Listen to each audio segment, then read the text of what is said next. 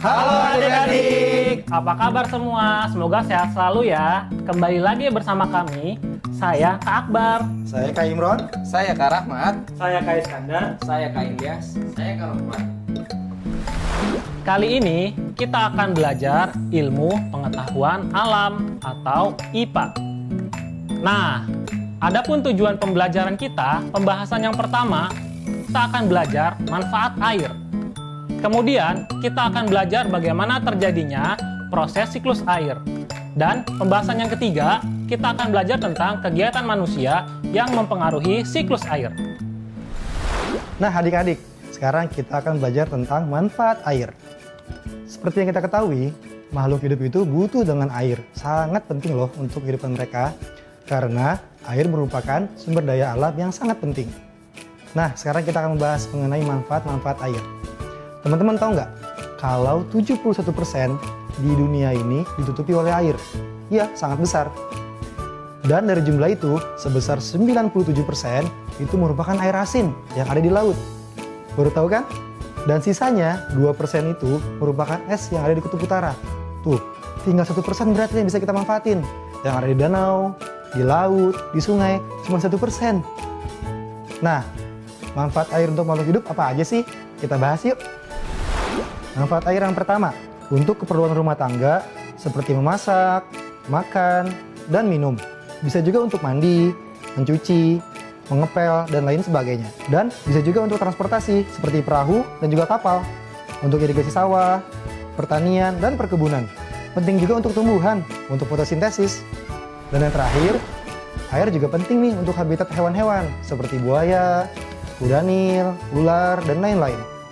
Nah teman-teman, ada yang tahu nggak kenapa air nggak habis-habis kalau kita manfaatkan? Nanti dijelasin sama kakak selanjutnya ya. Silakan kak. Saya kasih tahu ya, karena ada prosesnya siklus air. Sekarang kita akan mempelajari tentang siklus air. Adik-adik, simak penjelasannya ya. Siklus air dikenal sebagai siklus hidrologi. Hidrologi adalah proses di mana mata air yang bergerak secara terus-menerus. Siklus air menggambarkan pergerakan H2O atau molekul air dari bumi menuju atmosfer. Dan sebaliknya, siklus air tidak pernah berhenti sehingga membentuk rangkaian molekul air yang disebut siklus. Waktunya kuis. Nah, adik-adik, menurut kalian, kenapa ya dalam kehidupan sehari-hari air tidak pernah habis?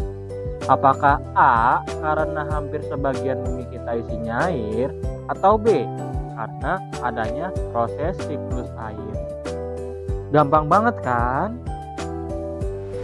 Dan ada beberapa tahapan. Dan tahapan yang pertama ialah evaporasi, di mana air laut, air sungai, air danau menguap oleh panasnya sinar matahari.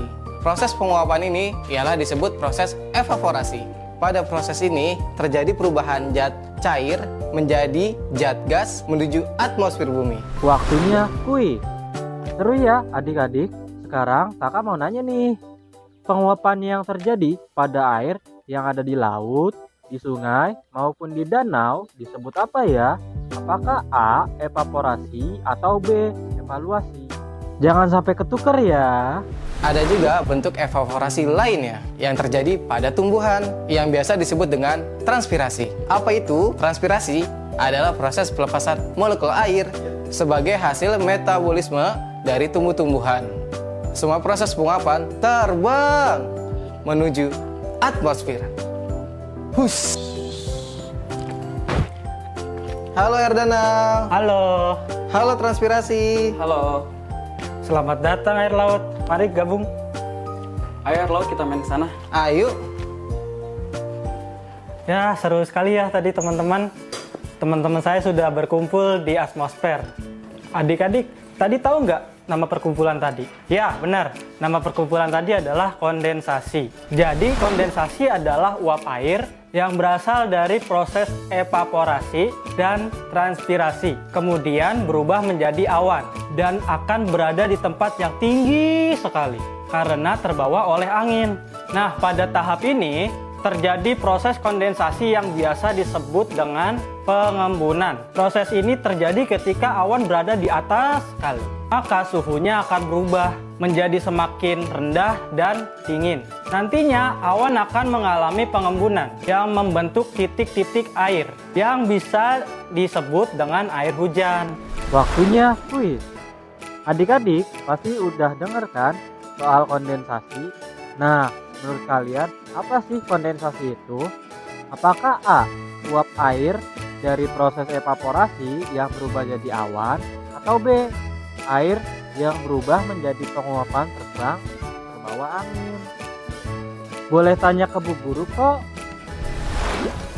Turunnya titik-titik air ini yang dikenal dengan proses presipitasi. Proses presipitasi merupakan lanjutan dari kondensasi. Tahap ini merupakan proses turunnya air hujan dari awan menuju ke bumi, dan presipitasi berbentuk air, es, dan salju. Saya berubah jadi air nih. Yuk kita kembali ke permukaan bumi lagi. Bus. Waktunya kuis. Pertanyaannya agak susah nih ya. Jangan lupa untuk fokus ya adik-adik. Turunnya hujan disebabkan dari pengembunan awan yang berbentuk titik-titik air. Benar atau tidak ya? A. Iya benar dong. Atau B. Bukan sih menurut aku. Boleh diskusi kok sama teman sebelahnya. Wah, turun hujan. Iya, lebat sekali ya. Nah, adik-adik tahu nggak air hujan yang sudah turun ke bumi akan berada di mana? Wah, memang kemana, Kak? Nah, jadi air hujan yang sudah turun ke bumi ini akan diserap oleh bumi melalui proses infiltrasi atau penyerapan. Air hujan ini akan mengalir ke sungai, waduk, dan samudra. Selain itu, air hujan yang turun ke bumi melalui proses presipitasi akan diserap oleh tanah dan tumbuhan. Waktunya kuis. Adik-adik, menurut kalian apa sih proses infiltrasi? Apakah A. Proses air naik ke atas langit, atau B. Proses air turun dan diserap oleh bumi? Serius deh, ini gampang kalau kamu simak video dari kami. Oh ya, Kak. Tanah yang tidak bisa menyerap air dengan baik dapat memicu terjadinya bencana alam seperti banjir, erosi, dan juga tanah longsor loh. Air yang terserap jauh ke dalam tanah juga menjadi sulit untuk dijangkau manusia yang kemudian menyebabkan kekeringan dan kesulitan air. Namun, air yang terserap dengan baik di bawah tanah dapat dimanfaatkan sebagai ketersediaan air untuk irigasi di musim kemarau. Betul sekali tuh Kak. Itu yang disebut sebagai proses perputaran air yang terus-menerus nih. Dari bumi ke atmosfer, balik lagi ke bumi. Betul Kak, walaupun air yang kita gunakan secara terus-menerus tidak akan habis dan berkurang karena itu terjadinya proses siklus air adik-adik. Kak, aku balik dulu ya ke atmosfer, udah mulai evaporasi nih. Oke. Dadah. Dadah. Nah adik-adik, selanjutnya kita akan membahas kegiatan manusia yang mempengaruhi siklus air. Yang kita bahas kali ini adalah dampak negatif loh, dampak negatif yang berpengaruh terhadap siklus air. Yang pertama yaitu manusia sering sekali merusak alam.